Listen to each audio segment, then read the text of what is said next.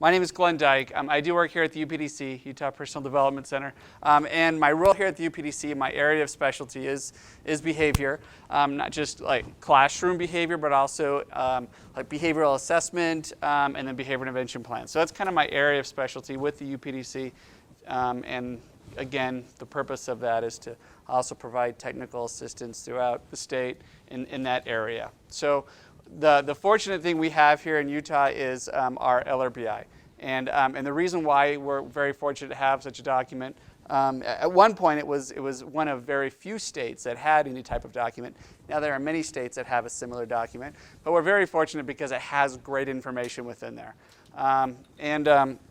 Rebecca had asked me to do, right?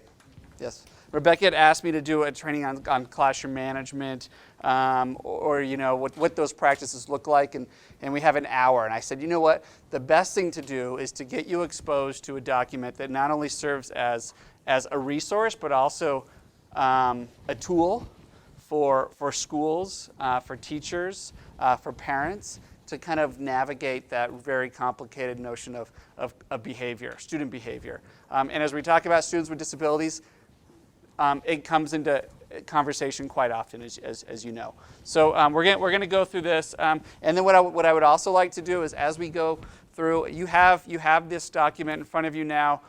Pull off the plastic. We're going to go through it. You have highlighters. You have little sticky tabs that I put on your desk area. Use those things. We're going to go through it together. I want to highlight certain areas that are within there, and then from that point, also point you to some online resources that would be available too, that accompany this document. So there's a wide variety of resources available to us. All right, raise your hand, or just let me know if you don't want to raise your hand. Raise your hand if you have seen this document before, the LRBI guidelines. You've seen it? Okay. Okay, good. Now, you have it now. This is also online too, and that's what I'll show you too, where you can get it electronically along with some other resources. But let me give you a little bit of background about the LRBI document. Back in 93, 94, there was the original LRBI document. It was watermelon colored, and at that point, and as if you notice, if you look on, it says LRBI, and what does the word underneath it say? Guidelines. At this point, it's guidelines. When it was watermelon color, it was part of the special education rules and regulations. And that was, back in 94 was the original production with that, where it came out and it was watermelon color. And then IDEA does some reauthorization in 97, and so in 2003 or 2004, we get the next one that comes out, and that was yellow. And that document in itself was not guidelines. It was special education rules and regulations. With our last actually, what year are we in? 2004 was our last reauthorization. So let me back up two pieces from now. So in 97, we came out with, in 97 came the yellow LRBI document. So we had the watermelon in 93, in 90, and it was actually probably about 2001 or 2002 that the yellow one came out following the 97 reauthorization. And then following the 2004 authorization, this is our most current one. What it moved from special education rules and regulations to guidelines. And what the guidelines means is that every district needs to, in a sense, adopt some type of policy as it relates to these things. What we do is, as I go through this, I'll highlight what is still special education rules and regulations and what is guidelines. And so we'll kind of go through that. So you have an idea as to what is special education rules and where that would be found. And then we will also go through and talk about the rest of it as guidelines. But each district should have a policy in place addressing the notion of behavioral interventions. Now, there are key words. LRBI, least restrictive behavioral interventions. So, and those are key words to understand. When we talk about least restrictive behavioral interventions, what we're talking about is there's a continuum. And the continuum relates to the types of interventions that we're using, from very less restrictive interventions that we will use for all students, all the way to interventions that are restrictive. And what this document does is it outlines the policies and procedures or the guidelines for which we as an IEP team consider those more restrictive interventions. And the notion, a general guideline would be is when we're talking about restrictive interventions, we're not talking about restrictive interventions for mild behavior. We're talking about restrictive interventions for more very serious problem behavior, such as aggression towards self, aggression towards others. But there's some guidelines throughout here that we follow in its process. So we're going to walk through that. That's kind of the main focus for today. So with that, what I want you to do is I want you to open up your book, and we're going to turn to the first page, which is page 4. So let's find page 4.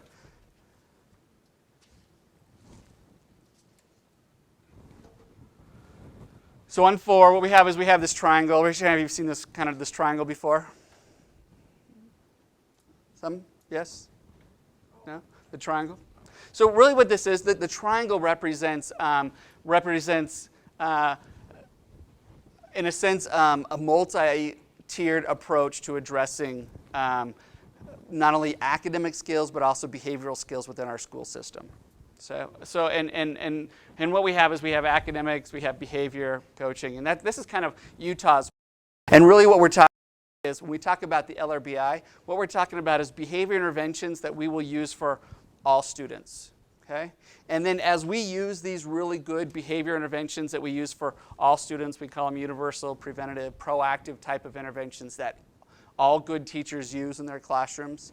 As we use those things, what's going to happen is that we're going to have a smaller number of students here that may need additional interventions, some more intensive type of interventions. So we're talking about target interventions for students who are at risk for behavioral challenges. And then if we do a really good job here, what we do is we have very few students up here. So if we don't do a very good job here, what's going to happen is we're going to have more students here, and we'll have more students here. And if we have more students in these some and few, what ends up happening is we have a really difficult time addressing needs. So what we have to do is step back and say, how well are we doing a job here with addressing interventions for all students? And this is actually how our LRBI document is laid out. It's laid out into 3 parts. We're going to talk about interventions for all, and we're going to go through what those look like. We're going to talk about interventions for some, and we're going to talk about interventions for few. And when do we consider looking at this, and when do we consider looking at those interventions for few? So that's how the LRBI document is laid out. Let's go through and step back and say, well, when we start talking about interventions for all, the first thing we have to do is know that on the next page, which is page 6, or 5, I should say, page 5. The first thing we have is we have this USOE board rule. So what I want you to do is I want you to go through, highlight USOE board rule. I want you to read it to yourself, and then we're going to talk about the key pieces of that USOE board rule, which are not guidelines.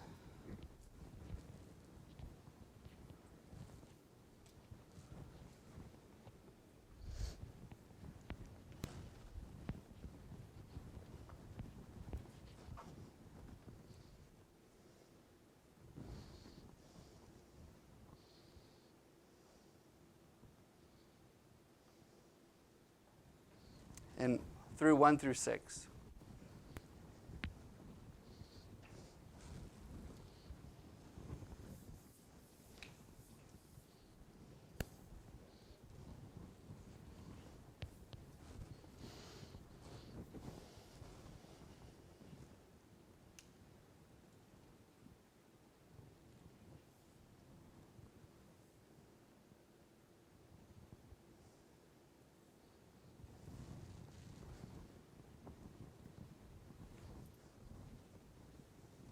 Okay, let's look at that real quick. And really what we're talking about with this board rule is I want you to find, in this first part I want you to identify is implement a board-approved comprehensive school district, school or charter, school plan or policy for student and classroom management and school discipline. So the key words there, student and classroom management and school discipline. So we're talking about as a comprehensive school discipline plan. And the school discipline plan has how many components, would you say?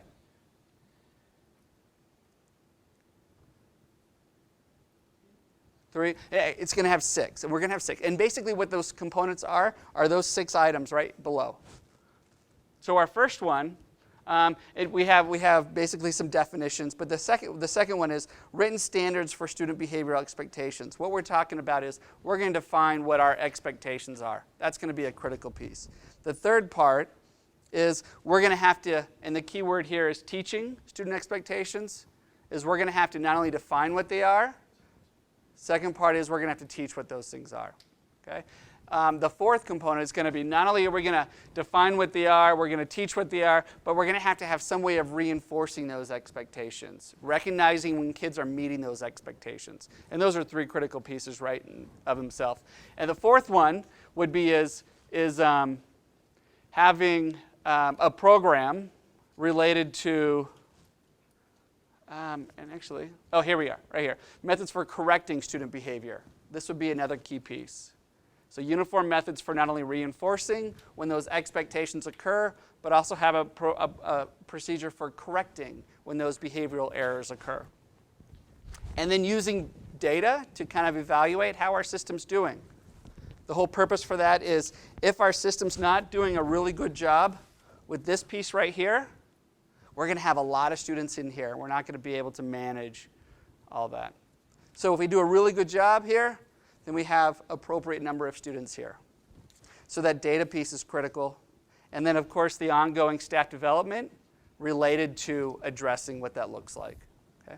Yeah. Is this a school district rule that they would be set forth, or would it be individual schools within the district have their guidelines? Because it seems like a lot of implementation from a district level seems like it really handled better on a school level. So let's go up and read it. It says a school district, school, and charter school discipline plan responsibilities. So basically we're talking about all the above. Yep, all the above. Okay. The bottom line would be is implementation at the school level. That's where we're going to see that. And also at the classroom level. So those are critical pieces. Now, you mentioned 3 pieces, and really there are actually 4 really critical pieces. The 4 really critical pieces is that we are establishing expectations, we're teaching those expectations, we're reinforcing those expectations, and we're correcting when those errors occur. Those are the 4 critical things. All right? And as we look at the next pages, so let's go ahead and turn to page 6. And this is how our LRBI document is nicely laid out. If you look in the middle, the first one is establish expectations rules. And it has some guidelines for the school system to be able to do that. What does it mean to establish expectations? And so it has some guidelines here for that. The next bottom part says explicitly teach what those expectations rules. And again, turning the page, has guidelines on what it means to teach those expectations. From the instructional sequence, from different types of routines that we should be considering in that whole process. In the very bottom, we're talking about reinforcing those expectations and rules. So that's that third part again. So clearly define, clearly teach, reinforce, and here we have on page 7 and 8, we have ideas and suggestions as it relates to teaching those what those expectations are. And then on the next page, page 9, what we have is we have correct behavioral errors and how we do that.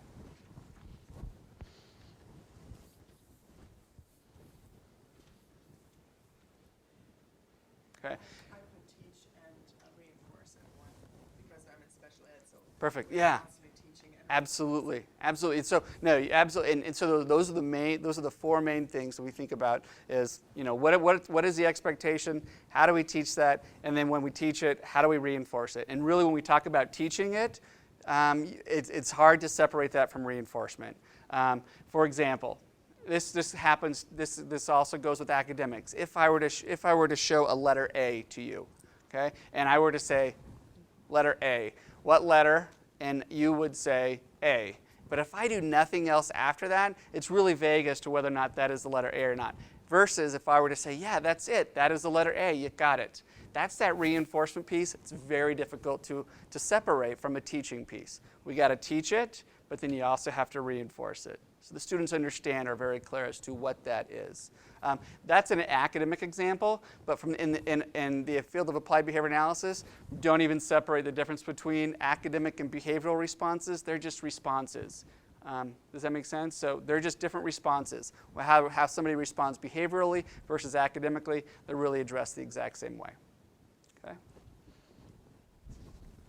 And so let's look at page 10 now. On page 10, now the nice thing about this, on page 10 we have a checklist for classroom management. And this really can go into like the heart of what this means in a classroom setting.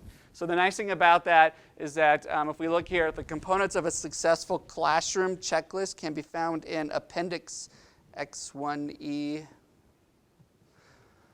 What is that? Roman numeral 11, right? Subparagraph E. So let's go ahead and find that right now. It's going to be towards the back of your book. And a little cheat would be page 92.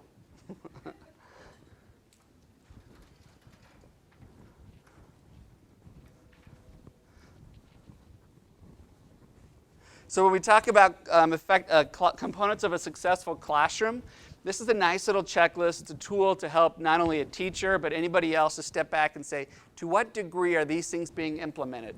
How are these things being implemented? So, and we have just 3 different ways of rating it. It's in place, it's somewhat in place, it's not in place.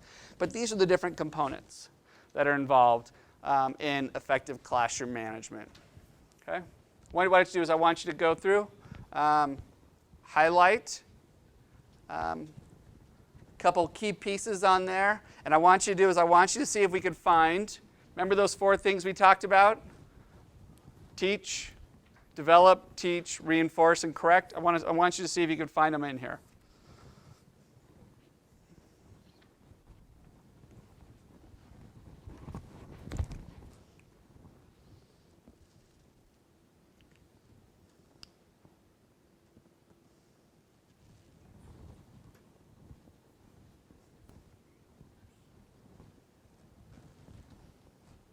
So we're talking about expectations, teaching expectations, reinforcing expectations, and correcting expectations.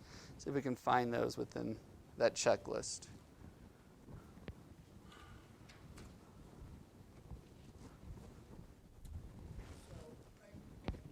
Yep, you bet. Go ahead. 4 things effective classrooms do. Establish rules. There are more than 4 things what effective classrooms do, but those are 4 big rocks. Yeah. So establish. Establishing expectations or rules. Teaching. Yep. Reinforcing appropriate behavior. Yep. And correcting and reteaching. Yes.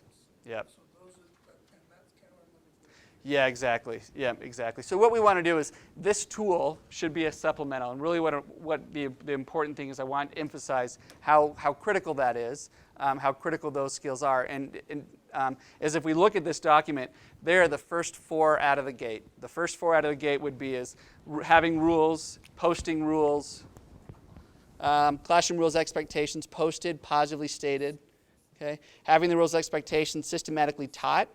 So here's the development, here's the teaching, positive consequences associated with those rules, and then also there's procedures to address students. So the 4 main things right out of the gate on this kind of checklist are those 4 critical pieces. But those aren't the only things. There are a number of other things that effective teachers do as well as it relates to classroom management. We're not going to go through all of them, but I wanted to give you kind of an idea as to what's there as part of that checklist. Okay. Thank you for asking the question or clarifying. Did that help clarify? Okay. All right, so let's go back to where we just came from, which was page 9.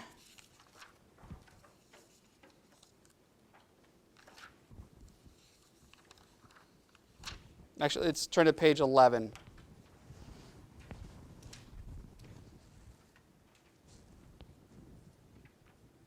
On page 11,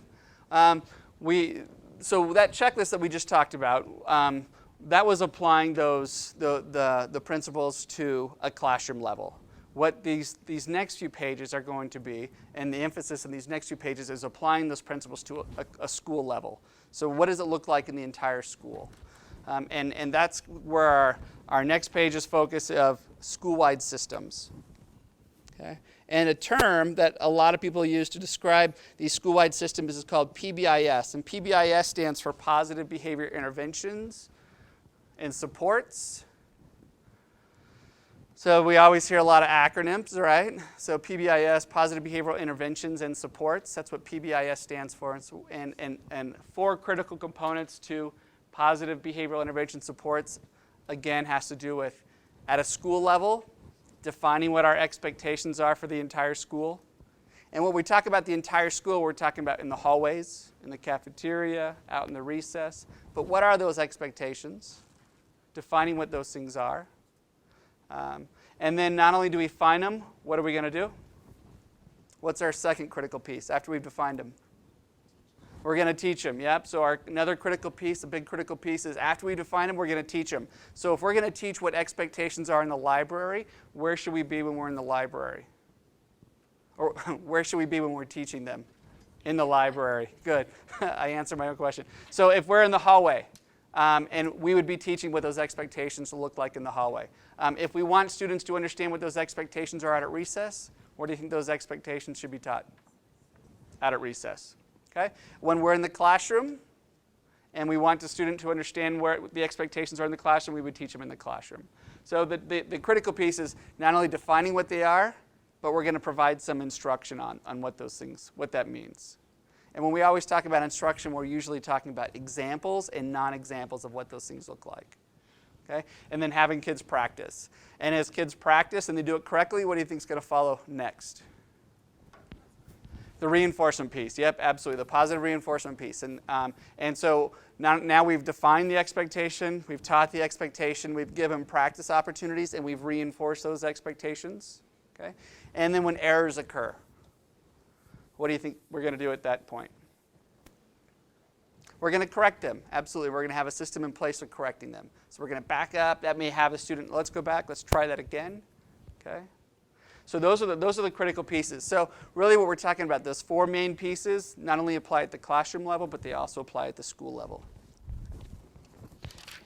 And if you look at page 13, you can see a visual of this, and also some school level examples is what those things look like. So here we have establish expectations, teach expectations, key words here in all areas. And then reinforce expectations, again, all areas. And then correct those errors. So those are the 4 critical pieces that really apply to classroom management, school management. All right, now let's change gears. This goes into functional behavioral assessment, behavior intervention plans. But we're going to leapfrog ahead a little bit, and I'm going to come back to it. So what we're going to do is I want you to change gears, and I want you to turn to page, let's see, seem to have lost, page 31. And you're probably going to want to put a little Post-it note on page 31, because from page 31 to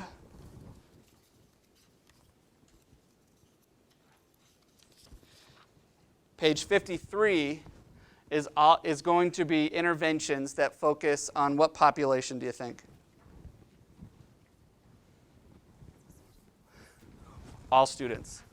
So yes, you are absolutely correct, but it's going to be all students. So really what this section here is, what are good effective interventions for all students? That means kids with disabilities, kids with special needs, all students.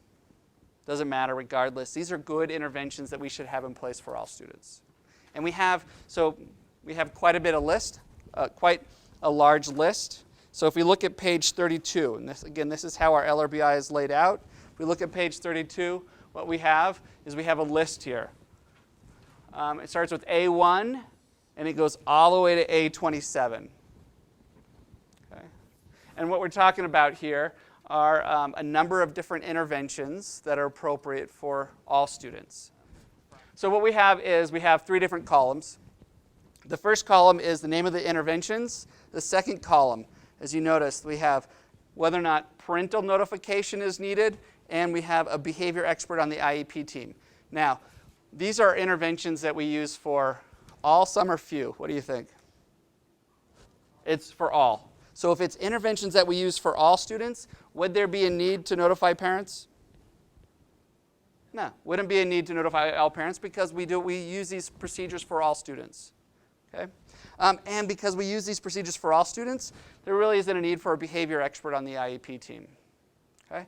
That is going to, those two columns, or those columns are going to change a little bit when we get into, and I'm going to go back to this graphic here. When we get into this some and few, that's going to change a little bit, especially when we get to few. It's definitely going to be changing quite a bit when we get to few. There will be, for some interventions, there may not be a need to notify parents, but for some, absolutely there will be a need to notify. We'll talk a little bit about those. Okay. But let's figure out how this works. So I want you to find A3 on the left-hand side. And when we find A3 on the left-hand side, what's the name of that intervention?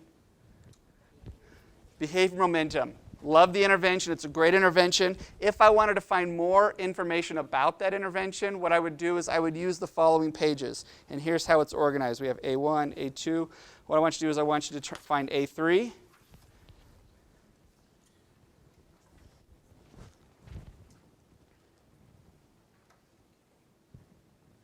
And within A3, so here we have the name of the strategy.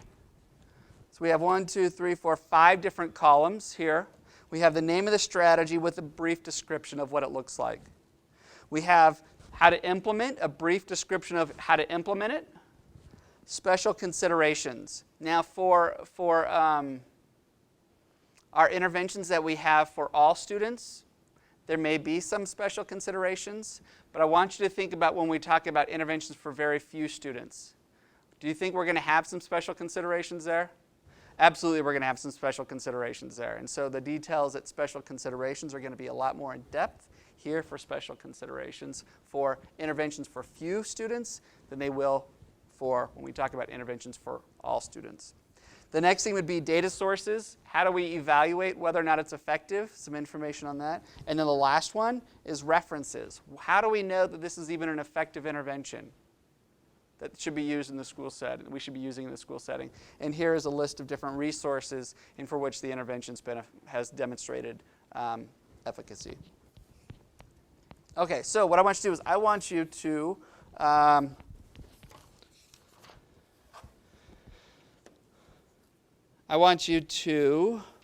find A22, rules, expectations. So let's go ahead and find A22. Since we've been focusing on that so much.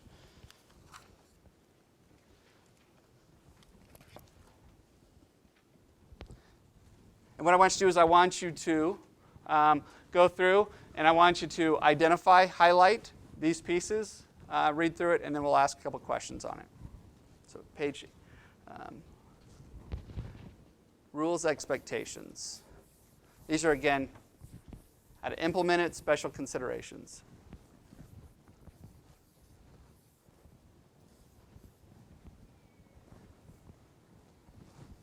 Oh, you're fine.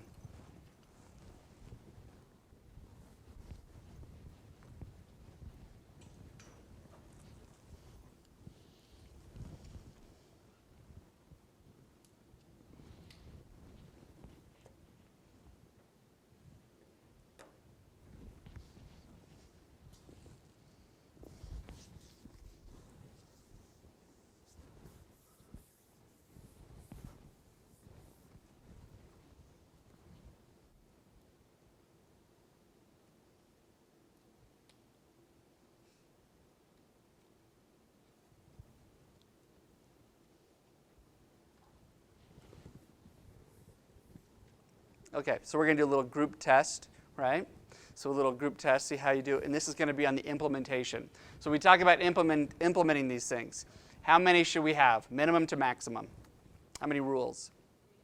3 to 5. The whole key piece there is if we have more than 5, very difficult to keep track and be consistent, okay? All right? So 3 to 5 is the recommended range of the number of those expectations.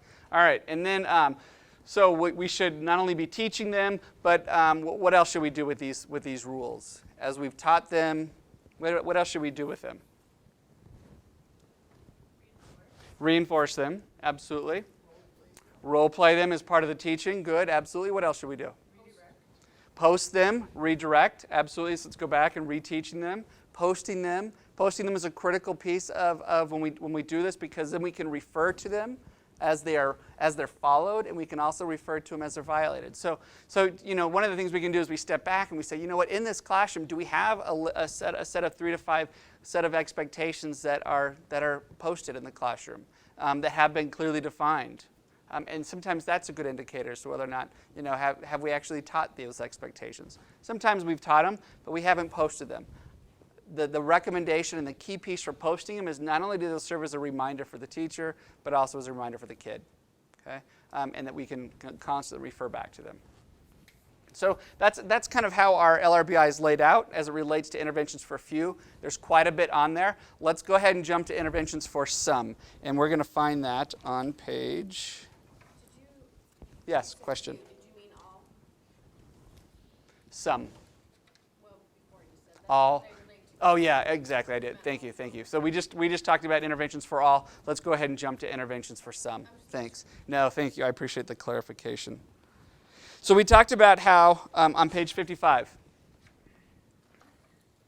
Thank you for clarifying that, because I'll have to make sure that part gets edited. So we talk about interventions for some. And here we are again. And we have 3 columns again. We have the name of the procedures. We have parental notification. And notice that it's not all no here. There are staff discretion, and there are some yeses in there.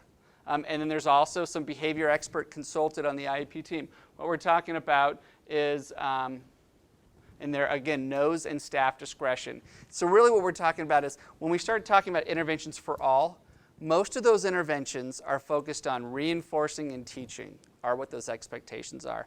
That's where the most of those interventions focus on. When we start talking about interventions for some, what starts to happen is we start to looking at different ways of correcting what those errors may be.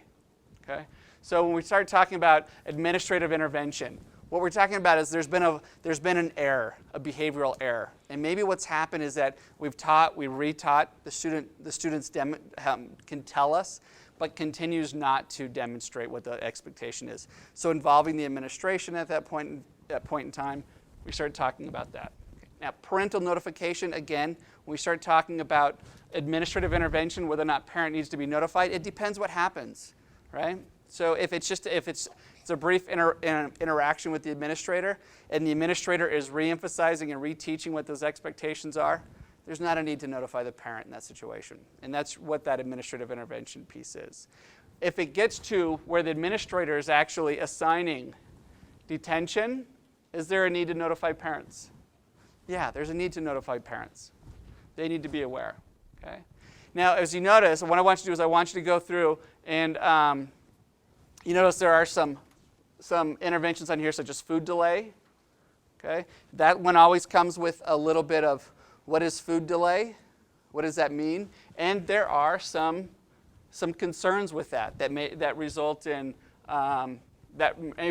staff or parental notification, such as yes. So if we do implement some type of food delay, we have to, well, what is food delay? How do we find that out? What can we do? Yep, there we go. So let's turn to S6. This is an important one. Turn to S6 so you guys know how this works. And once we find S6, we find food delay. I want you to go through and I want you to read through it real quick. Food delay. What is food delay? We're not reviewing this because it's one of my favorite ones or anything like that. We're reviewing it because it's a really good learning. We can get in and figure out what does this mean and when to use it, when not to use it.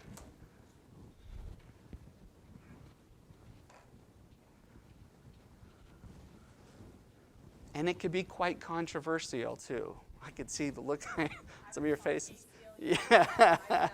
Yeah. It could be quite controversial.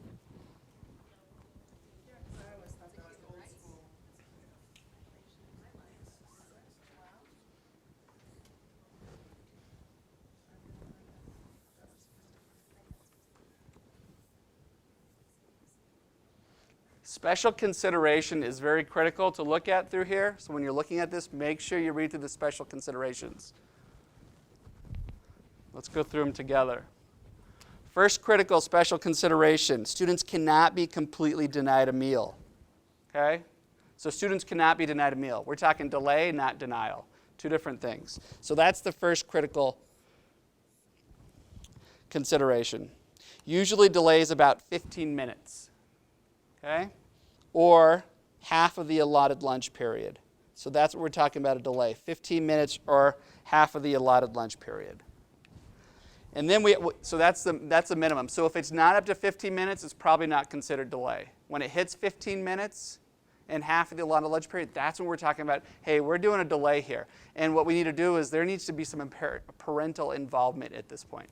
Yeah. Does that include the recess time or not the recess time? Because our students go out. Oh, so that's a good question. So it would not include the recess time. It would include when they come in, they get their lunch. It would include that point. Yeah. Don't eat for 15 minutes. Yeah. So that's when it would be considered a food delay.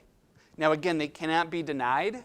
So what happens is that at that point, then we're giving that kid the meal at any point, anyways. So delay is 15 minutes or half of the allotted lunch. Yes. So if the lunch period is only 15 minutes, the delay would be 5 minutes or something. 7 minutes, good, absolutely. Now here's the length of it too. So here's the other piece of this, and this is a long period of time, and there are some real cautions about doing this.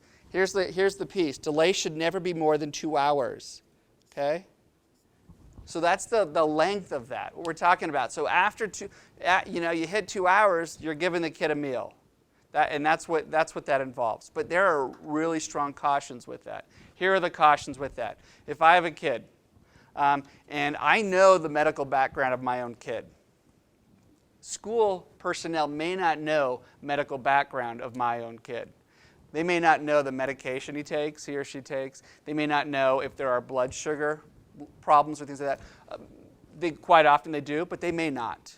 So it's absolutely critical that staff contact parents and involve parents when considering this intervention. And the reason why is because when we start talking about delaying a food, quite often a lot of medication is really dependent. The metabolism of that medication really depends on a frequent type of food in their stomach to be able to metabolize it appropriately. And the other piece being is just the blood sugar levels that may be of a concern and a caution associated with withholding foods for such a long period of time. Whether it's hypoglycemia or whether it's diabetes, it could be a lot of different things. Okay. So check with parents regarding medical consideration related to food delays. And here's where it says, signed parental permission is recommended. If food is delayed too long, the student may increase the misbehavior. So the reason why is time. We got 10 more minutes, and then we got to wrap up. So let's talk about few. We talk about interventions for few. What we're talking about is, and we'll go ahead and I'll read it. You highlight it. The definition of it. Few intensive, highly intrusive individual interventions for students who have not responded to school-wide positive behavioral intervention supports and targeted intervention. So basically, we have a few students who have not responded to interventions for all, and they have not responded to interventions for some, and they continue to engage in intensive behavior. Okay?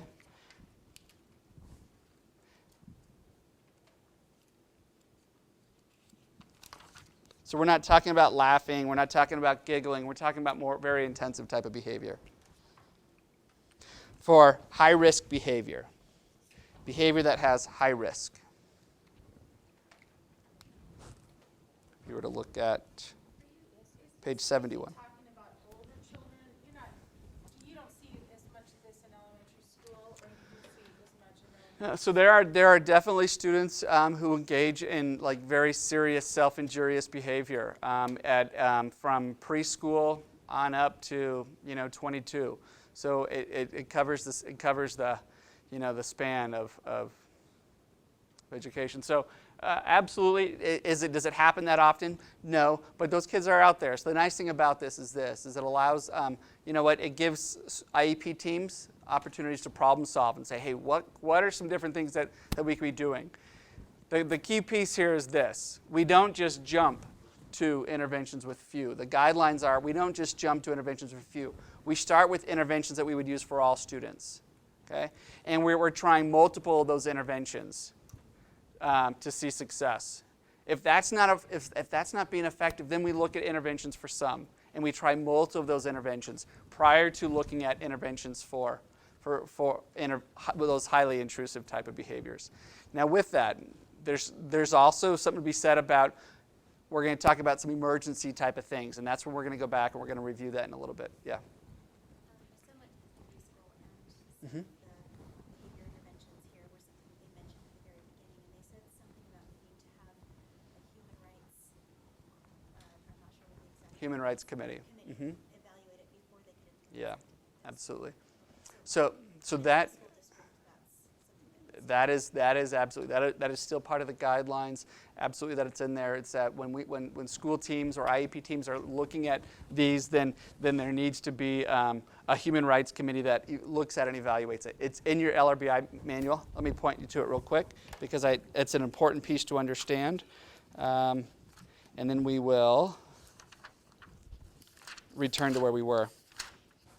So on page 26, if you want to just go ahead and flag it, we will come back to it. Okay.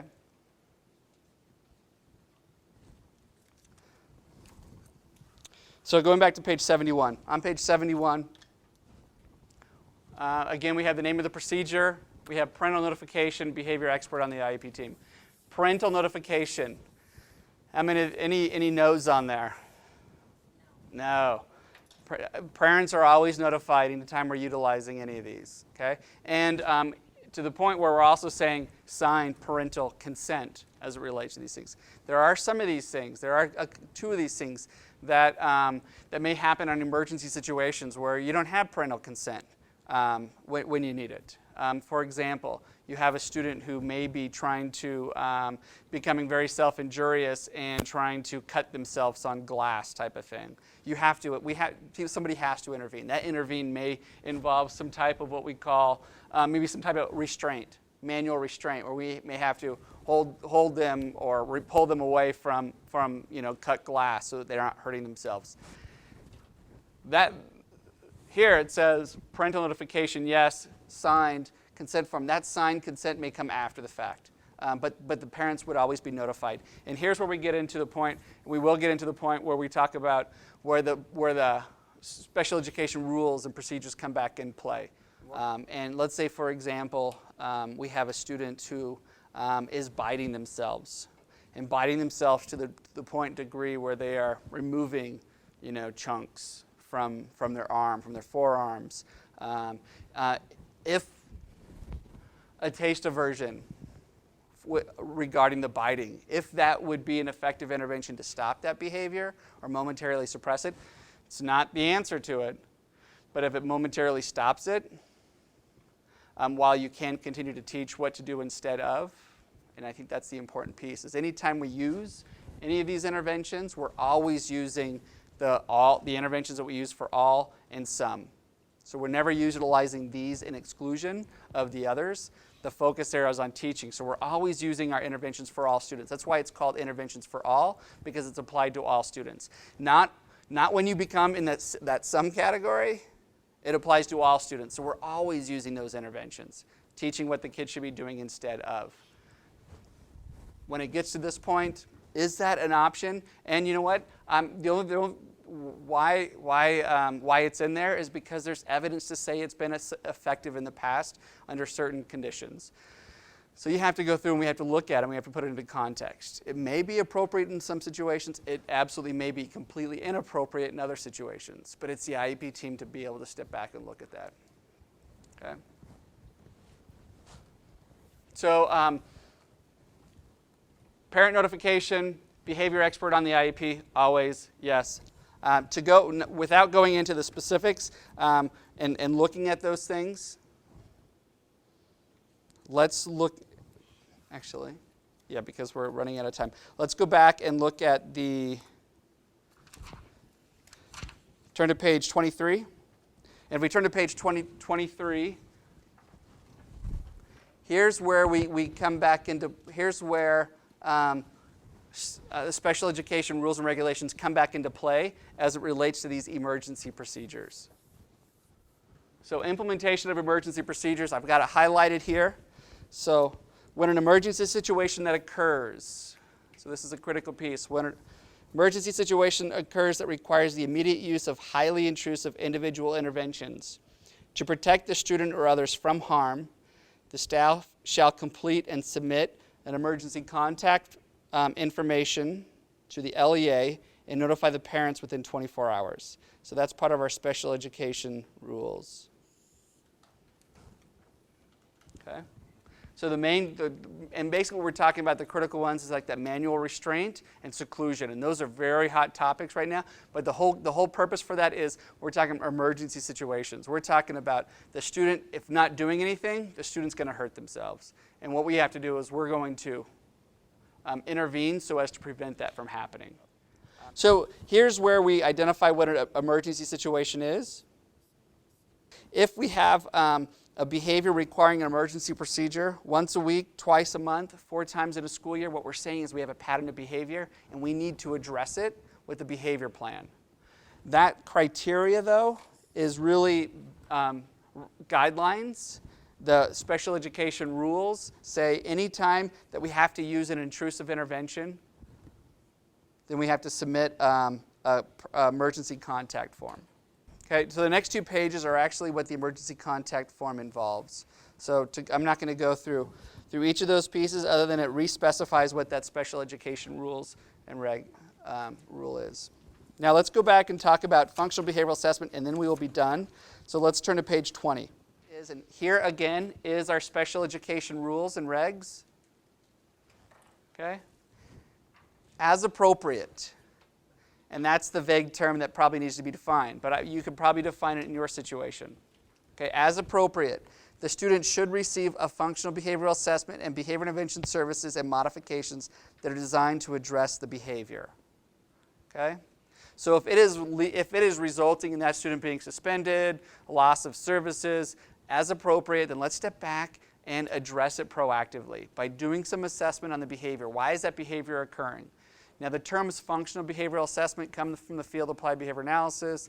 The behavior intervention plans are utilizing behavior intervention strategies that are based in the field of applied behavior analysis. Here we have a definition of what it is. And really what we're talking about is, if you look at the next page, we're talking about 3 terms. Okay? So what activity or event typically occurred before the behavior that in a sense triggered that behavior? And then what was the consequence for that behavior? And by repeatedly observing the behavior, what happens prior to, what happens afterwards, we can get an idea as to why that behavior is occurring. And so the whole purpose of a functional behavioral assessment is to say, why is this behavior occurring? To identify what these antecedents are, identify what the behavior and the purpose is, and typically what we're talking about is 1 or 2 reasons why. But the critical piece is that if I engage in a behavior and I get something pleasant, do you think that behavior is going to occur again? Absolutely, and it's going to occur again to get that thing that I found pleasant. Okay? And the other plausible hypothesis here is that if I engage in a behavior and because of that behavior I'm allowed to avoid something that I think is aversive, do you think I'll engage in that behavior again? When that aversive thing comes around and I've learned that if I do this, I can get out of doing it, would I do that behavior again? Absolutely. So those are the two notions there: to get or obtain, which is that positive reinforcement notion, and to escape and avoid, which is that negative reinforcement perspective. So once we know why it's occurring, once we know what they're getting or what they're escaping and avoiding, then we can build a behavior plan for that kid. Let's say, for example, it occurs during math because math is frustrating for the kid, and they get out of math. We notice he's always out of math. Well, that behavior is going to continue unless we do something different with math. That means we may have to modify the instructional level. Okay? We may also have to teach that kid how to get help skills, or how to ask a friend, how to ask a peer, or and then we also may have to say, hey, you know what? For every problem you do, I'm going to cross out a problem you don't have to do. Okay? So now the kid's like, oh, I do math, I can get out of math. Rather than acting out to get out of math, I can do this math that's on my level to get out of math. That's a lot easier. And so you put those things together, and then that becomes, in a sense, a framework for a behavior plan. That's a very simplistic approach to looking at it, but given the timelines, the time frame that we have to go into the more detail, I think that kind of is it is sufficient. So we talk about doing a functional behavioral assessment.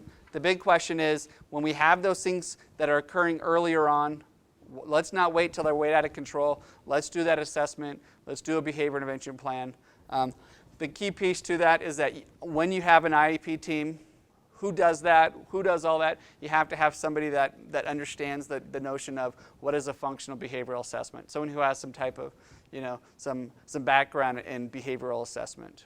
Okay? And then you also have and by the way, it can't be done in isolation. It needs parents, it needs teachers, it needs anyone who interacts with that kid during that behavior. They're all involved in that process because they're the ones providing the information as to why that behavior is occurring.